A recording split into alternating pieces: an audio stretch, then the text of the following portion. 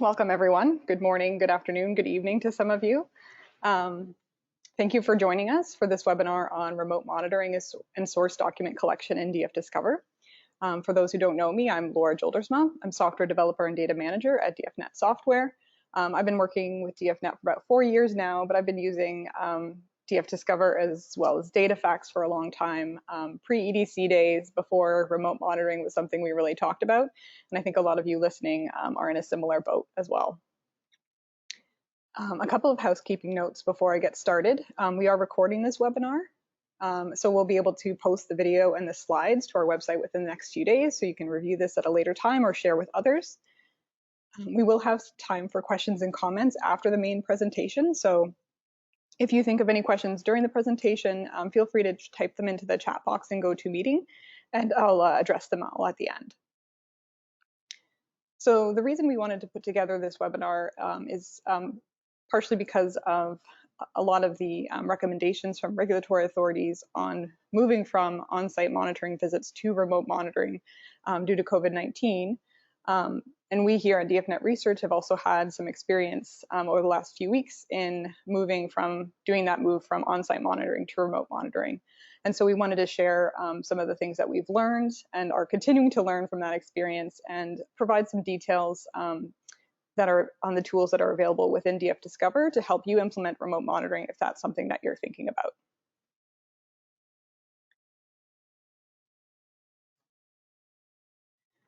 So I put together a brief collection of guidance from different health authorities around the world around remote monitoring, recommendations for moving to remote monitoring as a result of COVID-19. So there is a lot of focus on lots of different aspects of clinical research that are being impacted by COVID-19. Things like, how to get the subjects in for clinic visits, how to get those safety assessments done, how to get the study treatments to the subjects, even things like obtaining informed consent from patients who are currently in isolation, along with considerations around statistical validity and trial feasibility. So there's a lot going on right now, and we know monitoring is really just a small portion, but this is a part where DFdiscover can help. So this is just a selection of countries and regulatory authorities where they mention remote or central monitoring specifically.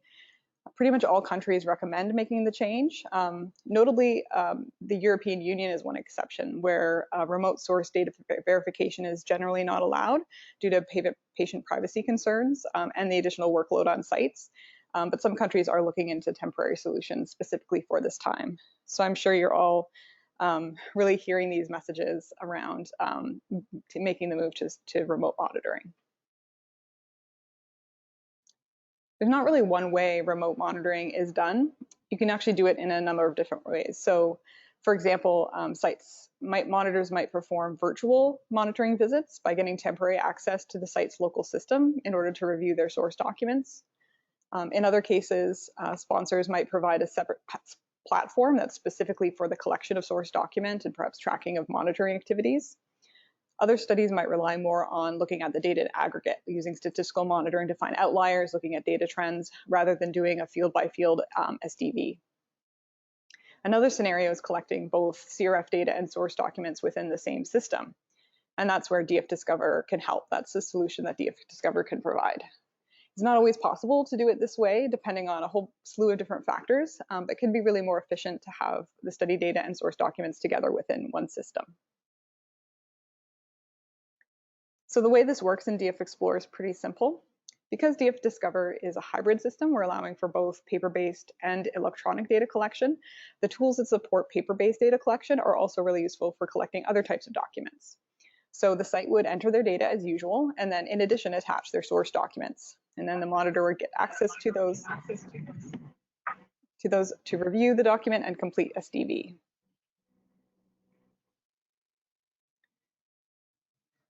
So you get to decide the extent to which you track the SDV process depending on your study needs, and you can just set up that tracking information right within the database. And I'll talk more about that shortly. Aside from allowing monitoring to continue during the pandemic without in-person access to the sites, there are other benefits to collecting source documents in DFexplorer too. It'll reduce travel time and cost.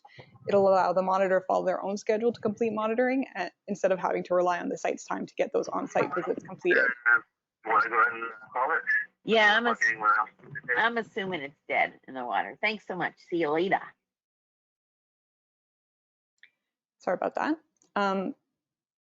Although there are benefits, there are also challenges and various considerations to think through, and I'll get to those in a moment. Here's an overview of the methods of collecting source documents in DFdiscover.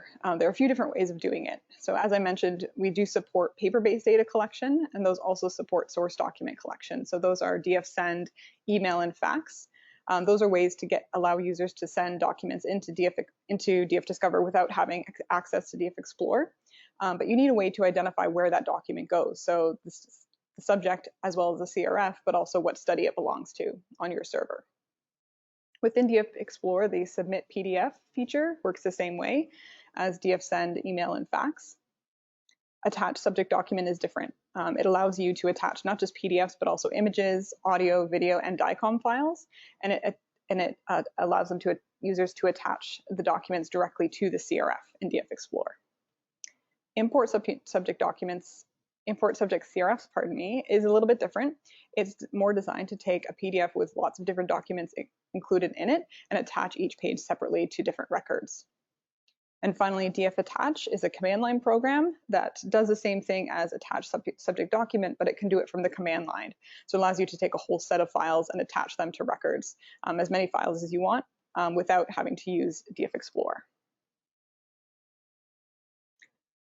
So this table provides a detailed comparison of the methods that I just spoke about. So DFsend, email, fax, and submit PDF, those first two rows, those all send documents to the image router if they're not barcoded, and then they're entered into the database from the image view.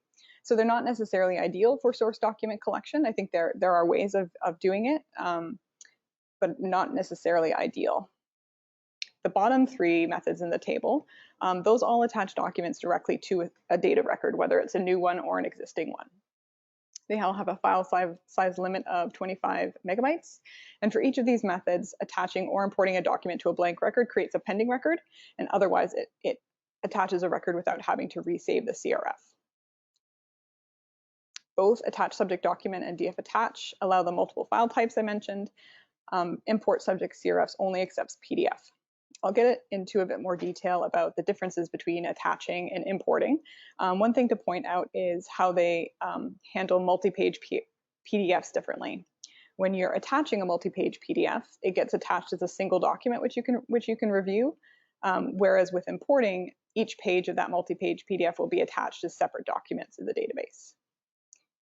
Each method also has their own permissions within the user role, so you can control exactly which features users have access to. So a bit more detail about attaching versus importing documents. So as I mentioned, using attach subject document in DFexplorer accepts multiple file types, whereas importing is PDF only. In order to attach a document to a CRF in DFexplorer, you do have to select a CRF from the subject binder, whereas when you're importing, you don't actually need to pre-select the CRF, you define the records as part of the import process. With attaching, as I mentioned, the entire selected file gets attached, whilst with importing, each page of the PDF is imported separately. So if you have, say, a multi-page progress note that belongs to one CRF, that whole PDF will be attached as a single document if you're using attachment. And you can review all those pages of the PDF right within data view. Whereas if you import that same progress note multi-page PDF, each page will be imported separately and it'll be an extra step to be able to review each page. On the other hand, though, if you have a multi-page PDF that has documents that need to be attached to multiple CRFs across the database, across different subjects, you can do that in one step by importing them all at once instead of going CRF by CRF. So there are definitely benefits to both features, and you want to choose which one works best specifically for your project. We have found that in general, using attached subject documents is a bit easier for sites, and I'll talk a little bit more about that later.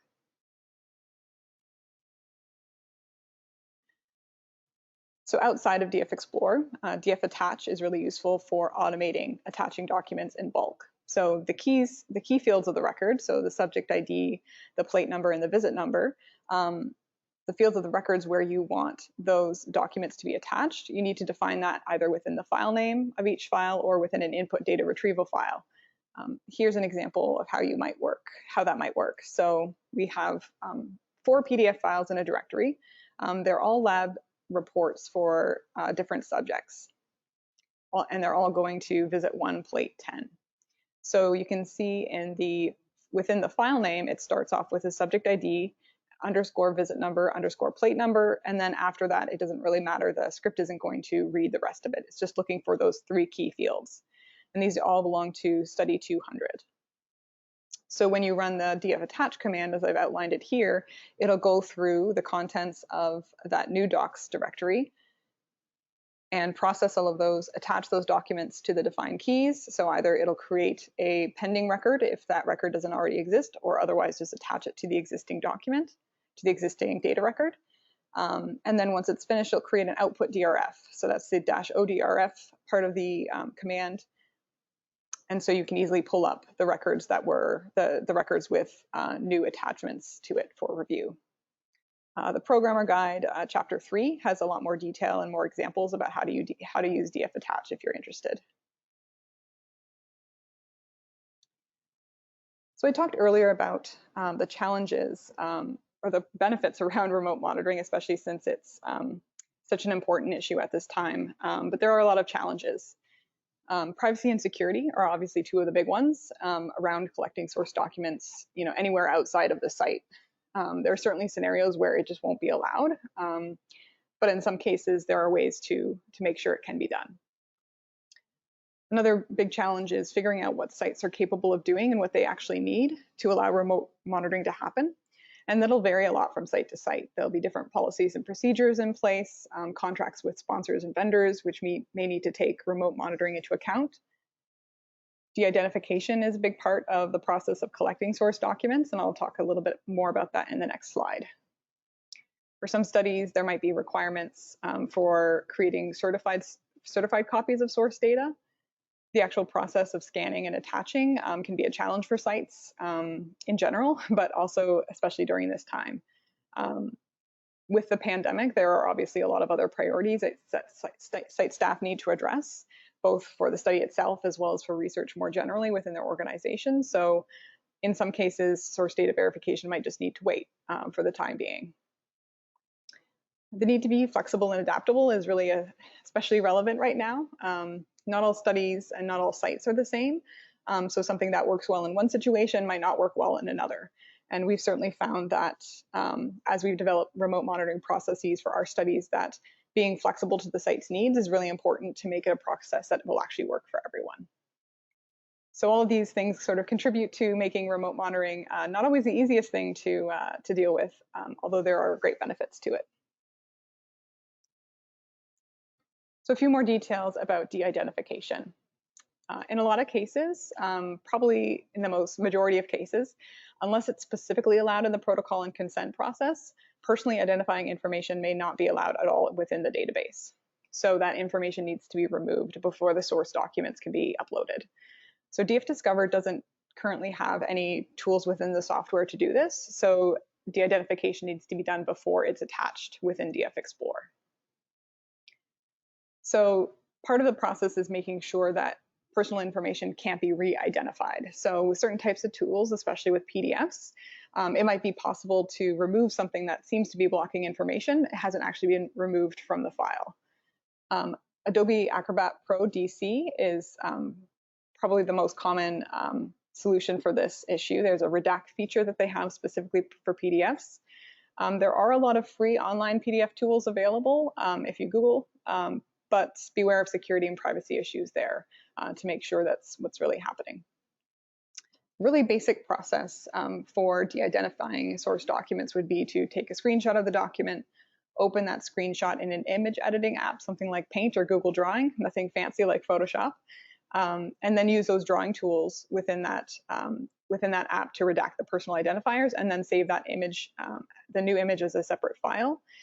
And so in that way, when you're creating that new image file, you're actually removing that information, and that the information that's covering up the identifiers can't be removed at a later point. So that's certainly a big thing to consider when planning to collect source documents from sites.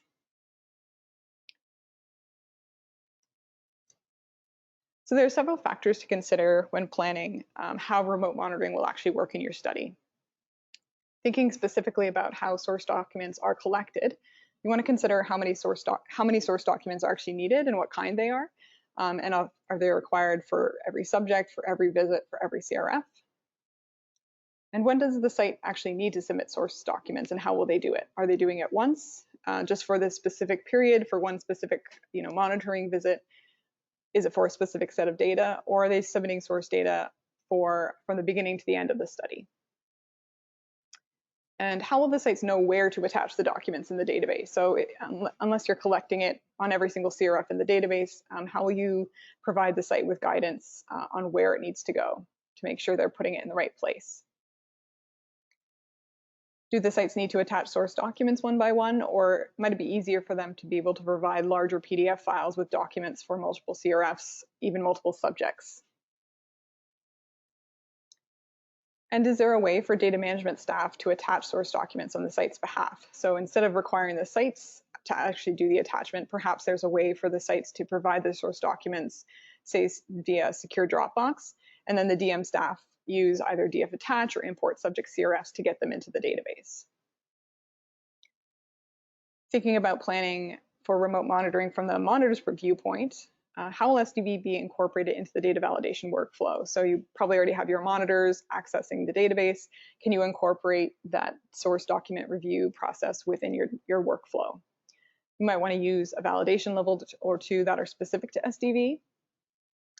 You want to think through the process of how the monitors will actually access and view the source documents against the CRF data, and how that SDV process will be documented. Of course, it's important wherever possible to get input from the site, from the monitor, as well as the sponsor in planning the best way forward for remote monitoring.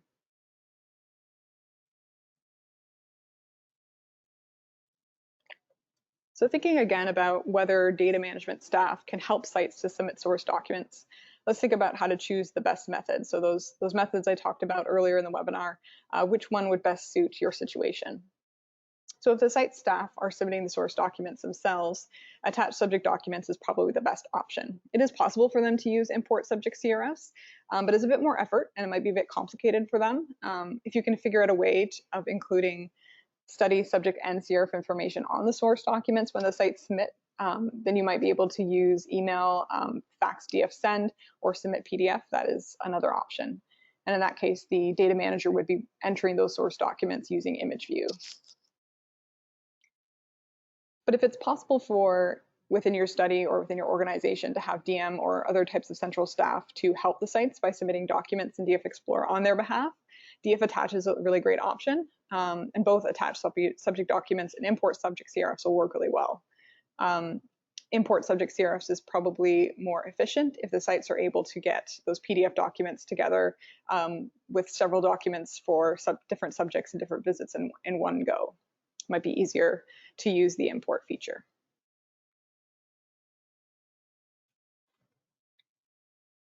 So some things to think about in terms of how to set this up within DFdiscover. You'll need to make sure that your role permissions reflect the features you want the sites to use, as well as any changes in how the monitors view the database. You might want to include SDV tracking fields in the database, incorporate SDV into your workflow, include edit checks to automate tracking of documents in SDV, and build a data set for monitors to perform SDV. And I'll give you an example of some of these, of how this might work. So here's an example of a set of SDV tracking fields you might want to include on CRFs where the source documents will be collected. So SDV tracking could be simpler than this, or could be a lot more complicated. I've tried to choose a happy medium so you can see some basic information about whether the documents have been attached to the CRF and see how SDV is going at the current moment. So this is the subject visit eCRF, and so this is the first played in every visit in this study. So I've added a separate screen on the eCRF just for my SDV fields. And so I've separated that out from the rest of the CRF data. So the first field there in the SDV section is the attached checkbox, and that indicates whether there's a document attached to the record. So that indicates whether there's something for the monitor to actually look at. This could be entered by the site manually, perhaps. You could have the DM staff fill it out as they're reviewing data, or you could fill it out using a plate exit edit check. The review checkbox, that indicates whether the monitor has looked at the source document. Whether or not SDV is actually passed and complete, we can know when the monitor last reviewed it. The SDV status field indicates whether during the review the CRF passed or failed SDV. So a fail would indicate that there are queries that the site needs to review and fix, and then a pass would mean that no issues were found when reviewing the source. This SDV date tracks when the monitor last reviewed the source document in CRF. So if there are any changes that are made after that SDV date, you can flag what those changes have been since that SDV date. You could have these fields just filled out by the monitor, but you could also use edit checks to help make sure they're updated, especially if you have a high volume of data. You want to set up a process that will be as easy as possible to follow with the smallest amount of error. So find that it can be easy for monitors sometimes to miss the fields that they're expected to fill out. So it might be easier to use edit checks to help enforce collecting this information. That might be really useful. So here are some examples of edit checks to use with these specific SDV tracking fields. So you might have an edit check that checks for source documents. So it identifies whether there is a document attached to the record, so using the DF raster field and running that on plate exit. And so it would take a look at the DF raster field, identify the raster ID has a / in it if there's an image attached, rather than if it's EDC only, it would have an R in that position. So that edit check would automatically identify that and then automatically fill out that attached field when the site saves the record. Another edit check could ask the monitor about the SDV status to prompt them for the information to complete the SDV fields. So instead of, as I mentioned, asking the monitor to fill those out manually every time they do the review, you could prompt them to help make sure it gets documented as intended, so that based off their responses, those tracking fields are automatically completed on plate exit. Another edit check would need to check if the SDV should be redone. So it could be that if the CRF is updated or there's a new document attached, SDV might need to be redone. And so this edit check would check for any changes that have happened since SDV and then flag that record to be redone.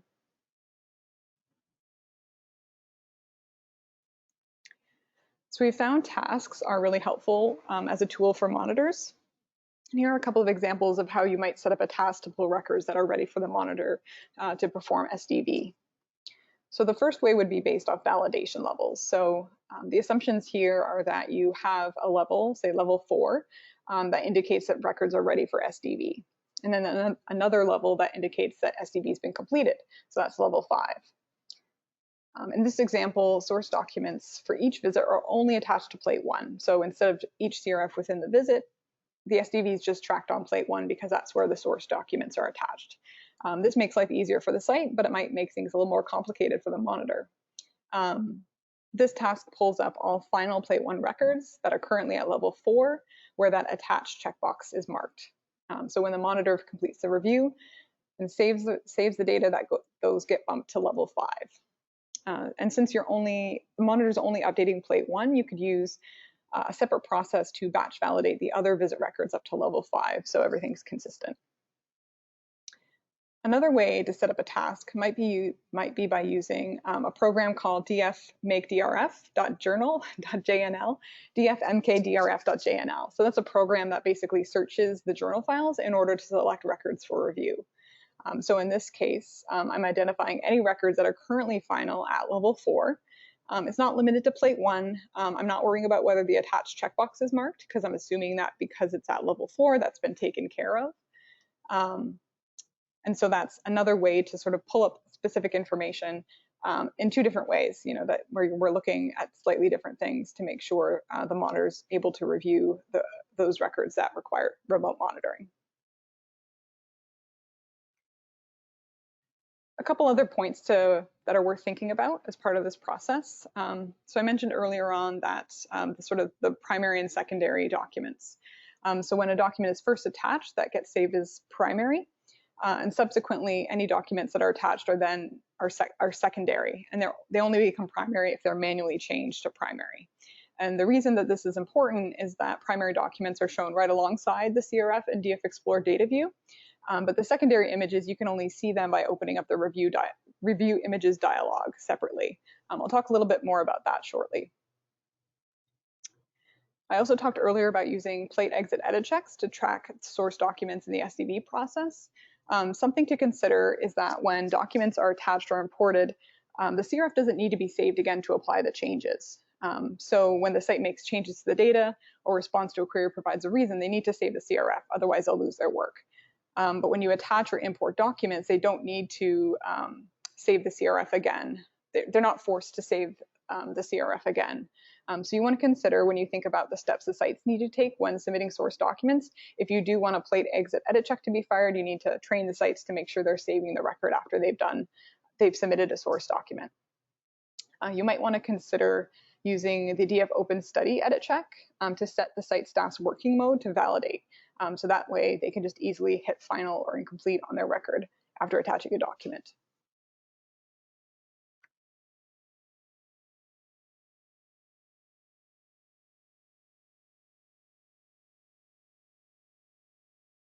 A note about PDF scanning guidelines. Files can be up to 25 megabytes in size, as I've mentioned. The version of PDF must be 1.3 or higher. And you want to make sure that documents are being scanned in a way that keeps the size minimal, but has the most quality that you need in order to make the source document review as simple as possible. So consider using grayscale when you're scanning documents, unless color is really important to reviewing the source documents. 200 dpi as a resolution is fine for most applications. High definition, 300 dpi is possible, but not always necessary. Some things to think about for hosted studies where you're storing the information on the server. All the documents that get imported or attached, those are stored on the server, so your storage size will go up a lot in comparison to collecting EDC only data. So you want to make sure your server has enough storage for the anticipated volume you're expecting. If you have HD imaging enabled, that will give you better quality, but also larger file sizes, so that's something to consider as well.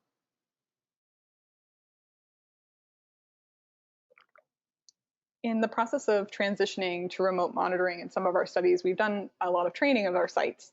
There have been a few different points to think about in addition to just being able to submit, attach, or import their documents in DFexplorer. We want to make sure that sites can produce PDFs or images of the source documents using whatever method makes sense based off what the source of the data actually is. You want to make sure they have a process for de-identifying documents as needed, as we talked about, and that they can organize those source documents locally on their local systems. For monitors, you want to make sure that they're able to review the source documents within DFexplorer, so they know how to navigate through that, and then also complete whatever SDV tracking information you planned to include in your study. So the next several slides will focus on a detailed how-to, so hopefully providing you with an example or sort of a starting point that you could use if you also need to perform similar training with your sites and monitors. So I'll go through how to attach source documents, which this is a method that we recommend for sites that are submitting source documents. I'll also cover how to import source documents, how to view them, how to change a secondary document to primary, how to download source documents if that's something needed in your study, and then for the monitors, how to select records that are ready for SDV and how to document the status of SDV. I'll cover these steps in details, and then afterwards we'll have time for questions and comments. So the first step of attaching source documents in DFexplorer is to open an existing CRF in data view.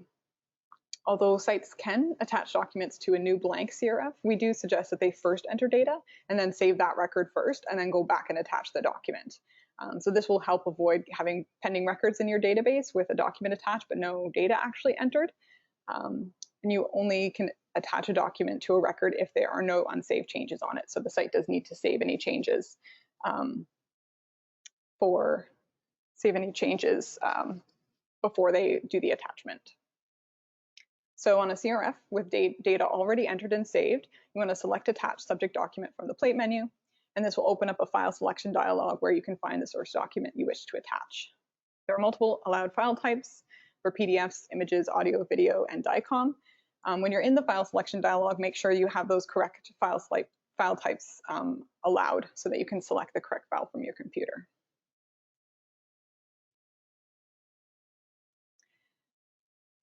The Attach Subject dialog will display the document to be attached. So once you've opened up that file, you can make sure that the document is correct before you actually attach it. If you hover over the image, you'll see a little toolbar on the bottom left allowing you to, say, navigate between pages if it's a multi-page PDF. You can play the audio or video content, and you can zoom in and zoom out to make sure that you're uploading the correct document.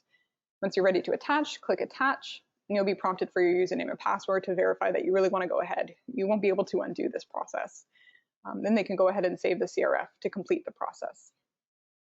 As I mentioned earlier, the last step of actually saving the CRF isn't strictly required because the image is saved to the server as soon as it's attached, but it is necessary if you're using those plate exit edit checks to track whether documents are attached. So as long as the site is in validate mode, they'll still be able to save that data.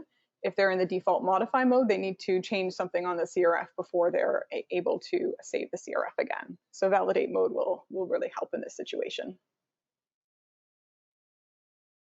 So let's talk about importing source documents. So as I mentioned, we definitely recommend Attach Subject Document as the best option, but import subject CRFs could be the better option in some scenarios. So you don't need to first select a specific CRF as you do with Attach Subject Documents, unless you want the imported file to go to just one record, which is probably not the case since Attach Subject Documents does that better. So you can select Import Subject CRFs from the Subject menu, and this again will open a file selection dialog where you can find the PDF you wish to attach. So you won't see any other file types allowed, and once you select that PDF, if it's a larger file, you'll see a progress bar while that PDF loads. So once the PDF is loaded, you'll see the Import CRFs dialog. So there's a list of the pages in the PDF on the left, and then the preview of the currently selected page is shown on the right. Above the list of pages within the PDF, there's a drop-down, and there's 3 possible options. So the first is to attach pages to the current data record. So as I mentioned, it's probably not what you're doing. The second option is attach each page to the data record identified below. That's probably the option you want in this situation. The third option is more intended for data entry from scanned worksheets or CRFs, so it isn't really applicable to what we're doing. So you want to go down the list through each page in your PDF, and then mark the checkbox on the left if you want to import that page, or you can use the Select All button at the bottom of the dialog. And there's also options to zoom in, zoom out, and then rotate each page as you go through to review each of them. So as you review each page, you want to enter the subject ID, the plate, and the visit that you want that page to be imported to. If you don't know the plate and visit numbers off by heart, you can press enter in a blank cell and a dialog will pop up to display your options. There's also a way to enter the same value in multiple rows. So say you have 5 pages that all need to go to plate 10. You can hold down Shift and click on that item that you want to include, and then you can enter the plate or the visit number, and then that will enter the value into all of the selected cells. The pages that are highlighted in purple, those won't be imported. And so you want to just make sure you're going through everything to make sure each page within that PDF is being sent to the right record. So once you're ready to import, click Import, and you'll be prompted to provide your username and password again since you can't undo this step. Once the import is complete, you'll see a log that outlines what was successful and what wasn't in case there were any records that were locked. And then a log, you can save that log for your records as well.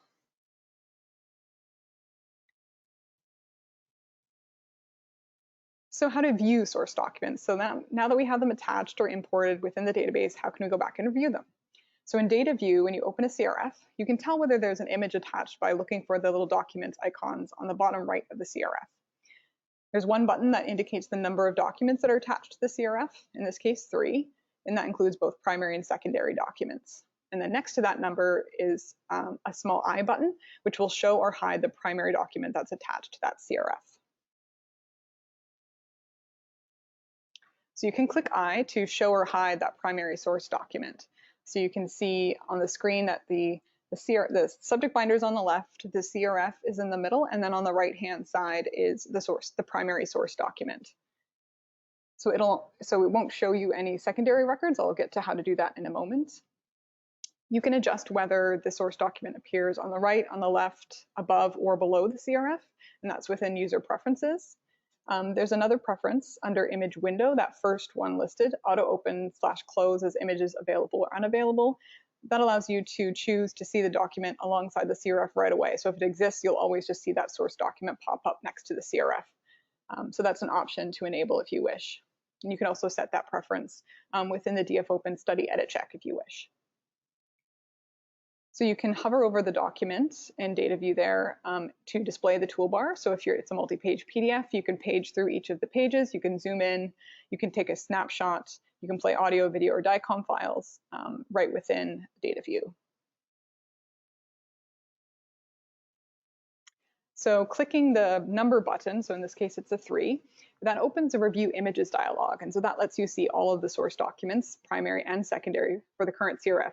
And they're shown in the order that they were attached. They're shown in chronological order, and the EDC record itself will be shown as its own item. So it'll be labeled as an EDC type rather than an image, a CRF, or a PDF. The list of documents shows you the image ID, and that's the raster, the DF raster field I mentioned earlier to use in the edit checks. And it also shows you the document type, when it was submitted, whether it's primary or secondary, and who sent it and by what method.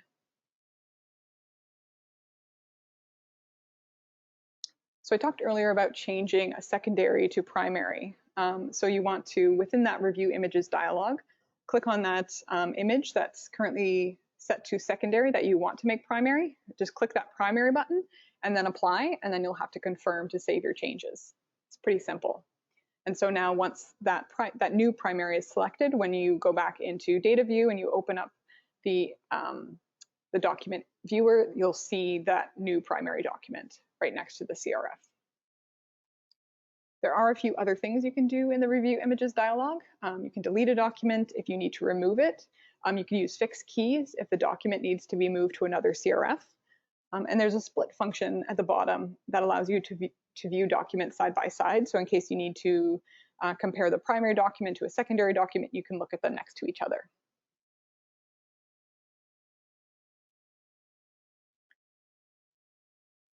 So how to download source documents. So there may be a need for this, especially if there's a case where multiple source documents are collected into one attachment, and that's what the sites are uploading. Navigating between a multi-page PDF and multiple CRFs can be a little bit difficult. So being able to download the source documents might be really helpful for monitors, but it might not always be allowed. So make sure you're considering privacy and security issues before going ahead with this. If you do want to use it, you start by selecting the CRF with a source document attached, then select Save as PDF from the File menu.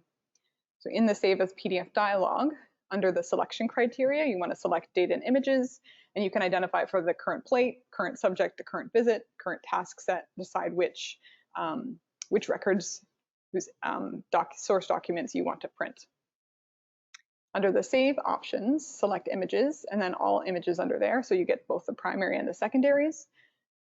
You can leave the data records unchecked unless you also want to include the CRF data in the PDF alongside the source documents. Specify the output file in your local computer and save.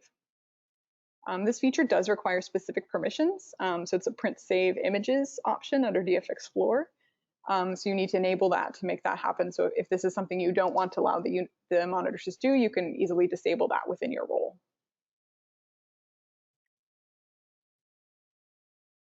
So now moving on specifically to the monitors portion of the remote monitoring process. So we talked earlier about setting up a data task to identify the records for SDV. And so here the monitors can select their task from the dashboard, and it's also available under Select by Task in Data View. So I included some instructions in the task to explain what the steps are. In this example, the monitor is expected to do SDV for the whole visit, apply any SDV queries as needed directly in the database, and in this case, we have 2 records that are ready to review. So once they've done the, you can see in this example, there is a source document attached.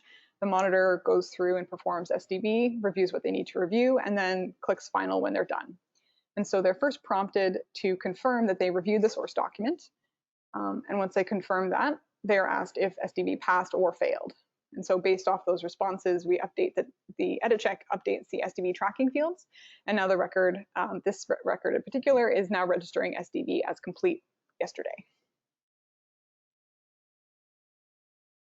So that's how DFdiscover can help support your remote monitoring activities. We know this is one piece of many that are really moving really rapidly at this time, but hopefully this is a solution that works for your needs. To summarize what we've covered today, DFdiscover allows you to collect source documents right alongside your CRF data. There are a few different methods to choose from and various ways to customize your workflow so that it suits your studies and your sites. You can choose what level of tracking makes sense for your study and implement that in the database to document your remote monitoring process. So we're about ready to address any questions at this time, but I do want to take a moment to thank my colleagues at DFnet for helping put together this presentation, specifically Yvonne, Abby, Chris, and Ego. Our experience of transitioning to remote monitoring recently due to the pandemic has really been compressed into a short time frame, so we've learned a lot in a short period of time. And I hope that we've provided some useful information to you as you are perhaps tackling similar challenges. Any questions? Feel free to unmute yourself if you'd like to ask, or type your question directly into the chat box on GoToMeeting. So Karen has a question. If fails SDV, does it change color? How is user alerted that it failed? It won't change color other than in terms of, so for the specific tracking fields, those the failure field also turns green just because it's an edit check controlled field.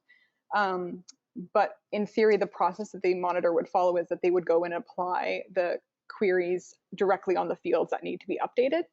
And so the monitors have access to apply queries within the database as needed. You could specifically be using an SDV query category to control that.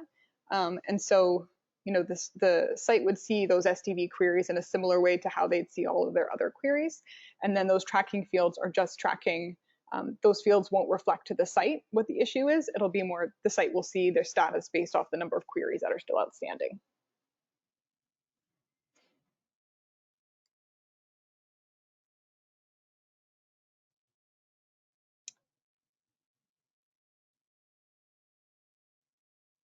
Oh, Andres has a nice long question. Okay, the use case for today's presentation, placing image files and video files side by side with CRFs for the purpose of remote monitoring SDV.